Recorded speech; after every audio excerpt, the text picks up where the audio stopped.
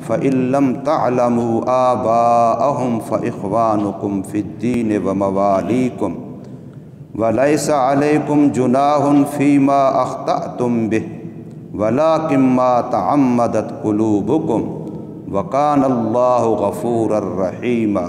صدق اللہ۔ پکارو تم ان کو ان کے باپوں کے نام کے ساتھ، وہ زیادہ انصاف والا ہے اللہ کے نزدیک۔ پس اگر نہیں جانتے تم ان کے باپوں کو، پس وہ تمہارے بھائی ہیں دین میں اور تمہارے دوست ہیں، اور نہیں ہے تم پر کوئی گناہ اس میں جو غلطی سے ہو جائے تم سے، لیکن وہ جو جان بوجھ کر کیا تمہارے دلوں نے، اور ہے اللہ بڑا بخشنے والا بڑا رحم کرنے والا۔ سورہ الاحزاب کی آیت نمبر 5 آپ حضرات کے سامنے پڑھی اور ترجمہ کیا ہے۔ اس کے اندر کل جو 3 مسئلے بتائے تھے ان میں سے تیسرا مسئلہ متبنہ کے بارے میں ہمیں ہدایات اور تعلیمات دی گئی ہیں کہ جس بندے نے جس بچے کو منہ بولا بیٹا بنایا ہے، گود میں بچہ لیا ہے، لے پالک بنایا ہے، تو وہ اس کا حقیقی بیٹا نہیں بن جاتا۔ جب ہم اس کو اپنا حقیقی بیٹے کی طرح سرکاری کاغذات میں اندراج کروا لیتے ہیں، مثلاً اسکول کی اسناد میں بھی اس کو ہم اپنا باپ ہونا لکھوا دیتے ہیں جو پال رہا ہے، اور شناختی کارڈ میں بھی کل کو ایسے کرتے ہیں، پاسپورٹ میں بھی ایسے کرتے ہیں، تو اس کی بہت ساری خرابیاں ہیں۔ مثلاً وہ بچہ اپنے حقیقی باپ کی وراثت سے محروم ہو جاتا ہے، چونکہ وہاں تو اس کا نام نہیں ہونا، 2 باپ تو بن نہیں سکتے، تو اس کی اولاد میں اس کا نام نہیں ہوگا، حالانکہ وہ بیٹا تو اس کا تھا جس کے نطفے سے، جس کے گھر میں، جس کی بیوی کے بطن سے پیدا ہوا ہے۔ اب وہ اس کی جائیداد سے محروم ہو گیا، ایک یہ خرابی لازم آئی، حالانکہ وہ وہاں کا شرعاً حقدار تھا۔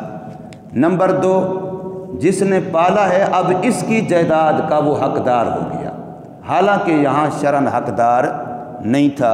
اگر یہ بندہ لا ولد تھا، اس کی کوئی اولاد نہیں تھی، تو اس کی جائیداد اس کے بھائیوں کو، اس کے بھتیجوں کو ادھر جانی تھی، اللہ نے ان کا حق بنایا تھا۔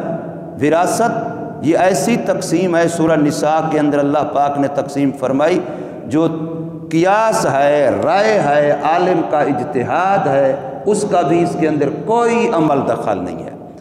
وراثت بالکل منصوص ہے، اللہ اور اللہ کے رسول صلی اللہ علیہ وسلم کی طرف سے ہر وارث کا حق الگ الگ کر کے بتا دیا گیا، اور اللہ نے ساتھ یہ فرما دیا کہ تم نہیں جانتے کہ تمہارا ان رشتہ داروں میں سے جو تمہاری وراثت لے رہے ہیں، تمہارا زیادہ خیر خواہ کون ہے، تم نہیں جانتے، اللہ جانتا ہے۔ اس لیے اللہ نے ہر ایک کا حصہ اپنے علم کے مطابق اسی طرح بنایا ہے۔ تو اب جب لے پالک بچہ جس بندے نے لیا، اس نے اپنا ہی باپ ہونا اس کو سرکاری کاغذات میں شو کرایا، اب وہ اس کا شرعی وارث ہے، قانونی طور پر اب وہ وارث ہے۔ اب قانوناً وارث ہے، شریعت میں وارث نہیں ہے، نتیجہ یہ کہ اس کے بھائیوں کو، بھتیجوں کو، جو اور رشتہ داروں کو اس کا حق ملنا تھا وہ مارا جائے گا اور اس کو ملے گا۔ اب اس کو یہاں سے جو مل رہا ہے ممکن ہے یہ اس سے کم ہو جو اس کو اپنے حقیقی باپ سے ملنی تھی وراثت، وہاں سے محروم ہو گیا، یہاں سے حقدار ہو گیا۔ تو یہ ایک تو وراثت کے لحاظ سے یہ خرابیاں لازم آئیں۔ دوسرا ہے کہ جو چھوٹا بچہ لیا ہے، اب اگر وہ لا ولد ہیں، ان کی اپنی اولاد نہیں ہے، اول تو خاتون کے ہاں دودھ ہوگا نہیں، وہ سینے سے لگائے گی نہیں، جب وہ نہیں لگائے گی تو یہ بچہ ان کا اجنبی رہے گا، رضائی بیٹا بھی نہیں بنے گا۔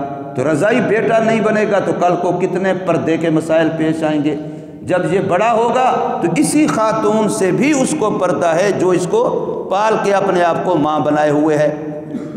ہاں اگر اس خاتون کا دودھ ہو اور یہ دودھ پلا دے بچے کو تھوڑا یا زیادہ 2 سال کی عمر سے پہلے پھر یہ خود تو ماں بن جائے گی، یہ تو رضائی ماں بن جائے گی، اس کے بہنیں رضائی خالہ بن جائیں گی، اس کی بھانجیاں رضائی اس کی رشتہ دار بن جائیں گی، پردے کا مسئلہ حل ہو جائے گا۔ لیکن جو مرد ہے یہ عورت کا دودھ اس مرد کی وجہ سے نہیں ہے کہ بچہ تو ہوا نہیں ہے ان کا اپنا، لہٰذا وہ مرد اس بچے کا باپ رضائی بھی نہیں بنے گا۔ مرد اس صورت میں رضائی باپ بنتا ہے جب عورت دودھ پلائے اور وہ دودھ اسی مرد سے بچہ ہونے کی وجہ سے اترا ہو، تو پھر مرد بھی باپ رضائی بن جاتا ہے۔ تو اب کتنے پردے کے مسائل پیدا ہو جائیں گے، کل کو اس بچے کے خاندان کے اندر پردہ اور نکاح کے مسائل پیدا ہوں گے۔ تو اس لیے لے پالک کو لے پالک ہی رکھا جائے، گود لیے ہوئے بچے کو گود لیا ہی بچہ رکھا جائے۔ باقاعدہ ہمارے ہاں جو یونین کوسل میں قانون میں اندراج ہے، لے پالک کا الگ مستقل خانہ ہے، لیکن ہم لوگ ایسا کراتے کیوں نہیں کہ جی بچہ بڑا ہوگا اس کو تو پتہ چل جائے گا میں تو ان کا بیٹا نہیں ہوں، اور ہم اس سے چھپانا چاہتے ہیں کہ یہ بڑا ہو تو اس کو بالکل پتہ نہ چلے کہ یہ ہمارا حقیقی بیٹا ہے یا ہم نے کسی سے لیا ہوا ہے۔ اس لیے پھر وہ لیک پالک والے خانے کی طرف جاتے نہیں ہیں، ورنہ اگر ادھر جائیں تو قانون کے اندر یہ شک باقاعدہ رکھی ہوئی ہے اور اس کی وجہ سے آگے بھی پھر کوئی مسائل پیش نہیں آتے۔ تو یہاں اللہ تبارک و تعالیٰ فرما رہے ہیں کہ جن کو تم نے گود لیا ہے، جن کو تم نے پالتو متبنہ بیٹا بنایا ہے، وہ تمہارے بیٹے نہیں ہیں۔ ادعوہم لآبائہم، ان کو پکارو ان کے اپنے حقیقی باپ کے نام سے۔ ہوا اقسط عند اللہ، یہ بات اللہ کے ہاں زیادہ درست ہے، زیادہ انصاف والی ہے کہ اس کو ادھر ہی، بلکہ حدیث پاک میں ایسے بندے پر لعنت آتی ہے جو بندہ اپنے آپ کو کسی اور کی طرف منسوب کرے۔ جیسے آج کل 4 پیسے آتے ہیں تو پہلے وہ فلاں بنتا ہے، پھر وہ فلاں بنتا ہے، پھر وہ میاں صاحب بن جاتا ہے، پھر وہ آگے پتہ نہیں کیا کیا بن جاتا ہے۔ عام دیکھ رہے ہو کہ جی پہلے تو وہ فلانے تھے لیکن اب امیر بن گئے تو وہ چودھری بن گئے، پھر میاں صاحب بن گئے۔ تو خاندان نسب بدلنے سے، دوسرے کی طرف منسوب کرنے سے، اور خصوصاً اپنے پہلے نسب کو حقیر سمجھ کے، گھٹیا سمجھ کے کہ اب میں اعلیٰ بن گیا ہوں، اس طرح کرنے سے اللہ کے نبی صلی اللہ علیہ وسلم نے لعنت کا لفظ فرمایا کہ ایسا اتنا بڑا گناہ ہے۔ تو فرمایا ادعوہم لآبائہم، ان کو پکارو ان کے اپنے باپوں کے نام سے۔ ہوا اقسط عند اللہ، وہ بات زیادہ انصاف والی اور زیادہ درست ہے اللہ کے نزدیک۔ اب اگر چھوٹے بچے کے باپ کا پتہ ہی نہیں، جیسے وہ عیدی سے اپنے پگھوڑے رکھوا دیے تھے، اس طریقے سے مختلف شہروں میں جگہ بنی ہوئی کہ وہاں بچہ چھوڑ دو۔ ایک بات یاد رکھیے، ہم نے اس وقت بھی کہا تھا، حرام کے بچوں کو پالنا یہ کوئی انسانیت کی خدمت نہیں ہے، یہ بالکل غلط عمل ہے کہ حرام کے بچے، اول تو حوصلہ شکنی کرو، تم کیا کہو چوکوں میں کہو کہ یہاں کسی کا اگر ناجائز بچہ پیدا ہو جائے تو بس یہاں آ کے رکھ دینا ہم پالیں گے۔ بھی معاشرے میں جب حرام پلیں گے، جن کا بیج ہی حرام کا ہوگا، وہ معاشرے کے افراد بنیں گے تو کل کو وہ اچھے کام کریں گے، وہ تو سارے معاشرے کو برباد کریں گے۔ پیچھے بیج کا بڑا اثر ہوتا ہے، گنہگار ماں باپ ہوں اس کا اثر ہوتا ہے، اگرچہ وہ حقیقی بچہ ہو اس کا بھی اثر ہوتا ہے کہ ماں باپ کے کرتوت ایسے تھے، ان کی خوراکیں حرام کی تھیں، سود پہ پلے ہوئے خون سے نطفہ بنا، اس کا بھی اثر ہوتا ہے۔ چاہے کہ خالص حرام کا ہو اور ان کی حوصلہ افزائی کی جائے، وہ جی یہاں بچے تم چھوڑ جانا، پالیں گے ہم، اور پھر ان کی معاشرے میں ہم شادیاں کریں گے، معاشرے کے کار آمد افراد بنائیں گے۔ بھائی جو حرام کا ہے اس نے کام بھی حراموں والے کرنے ہیں، کل کو معاشرہ بربادی ہونا ہے، اچھا نہیں ہونا۔ اس لیے اسلام نے پہلے ہی سے اسباب تک سے پابندی لگائی ہے، پردہ کرے عورت، پردہ کریں فلاں، تاکہ حرام کا دیکھنا، حرام کا بولنا، حرام کا ہاتھ لگانا، حرام کے قریب جانا نہ ہو۔ اس طریقے سے اسلام نے تو اس سے یوں دور رکھا ہے، معاشرے کو پاک رکھا ہے۔ پاک معاشرے کے پاک نسب والے پاک افراد سے معاشرے میں پاکی کا نشو و نما ہوتا ہے، پاکی پھیلتی ہے۔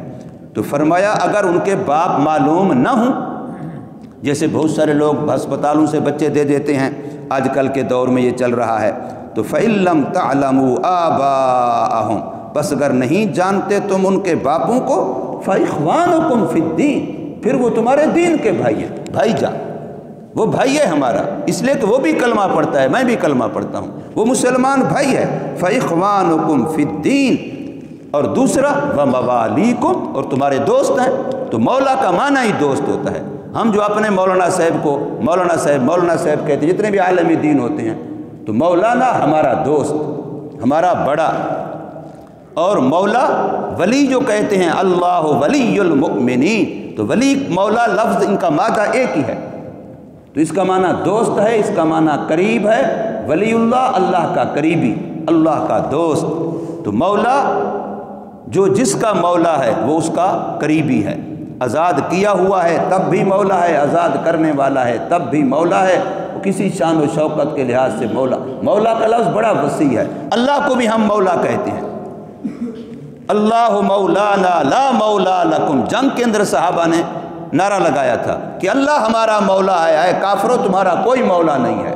یہ جنگ میں مسلمانوں کو نبی پاک صلی اللہ علیہ وسلم نے خود یہ نعرہ سکھلایا تھا کہ تم یہ نعرہ لگاؤ کہ اللہ ہمارا مولا ہے، تمہارا کوئی مولا نہیں ہے۔